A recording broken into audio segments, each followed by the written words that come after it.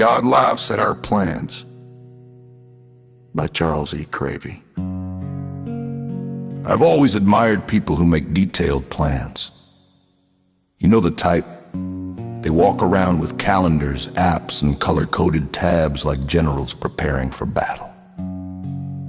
They've got 5-year goals, quarterly benchmarks, and a morning routine that involves lemon water, meditation, and a gratitude journal.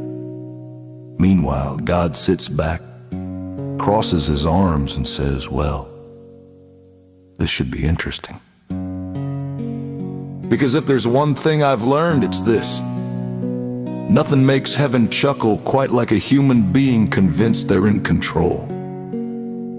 We map out our lives like we're drawing blueprints for a skyscraper, and God gently reminds us, usually within the hour, that we're actually building a treehouse with missing nails, and the hammer just broke. Take me. For example, I've made plans so airtight you'd think NASA approved them. I've charted out days, weeks, even entire seasons with the confidence of a man who believes the universe is taking notes. And then, without fail, life strolls in wearing muddy boots, kicks over my neat little stack of intentions and says, scoot over, Charles. I'm driving today. It's cosmic slapstick. You plan a quiet morning, your phone rings at 6:12 a.m. You plan to save money, your car develops a cough that sounds like it's auditioning for hospice. You plan to eat healthy, someone shows up with donuts and suddenly you're speaking in tongues.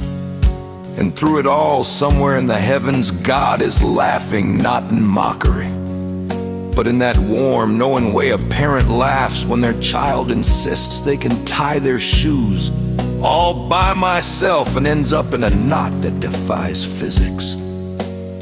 The truth is, we take ourselves far too seriously. We act like the world will collapse if our plans don't unfold exactly as we imagine. But life has a way of reminding us that the unexpected is often where the real story lives. Some of the best things that ever happened to me were never on my calendar. Some of the worst things that happened to me eventually turned into blessings I couldn't have scripted. And some things, well, they're still a mystery, but I trust they'll make sense when the credits roll. Maybe that's why God laughs. Not because we're foolish, but because he sees the whole picture while we're squinting at one corner of the puzzle. He knows that the detours, the delays, the disappointments, they're not interruptions, they're invitations. Invitations to loosen our grip, invitations to trust, invitations to find joy in the absurdity of being human. So these days, I still make plans, but I hold them like a paper airplane, not a contract. I sketch out my hopes, my goals, my best guesses at what tomorrow might look like, and then I hand them over to God, who has a far better sense of direction than I do. If he laughs, that's fine. I've learned to laugh with him, 'cause in the end, life isn't about getting everything right. It's about showing up, staying open, and learning to enjoy the divine comedy of it all. And if God wants to chuckle at my plans, well, I can't blame him. I've seen them.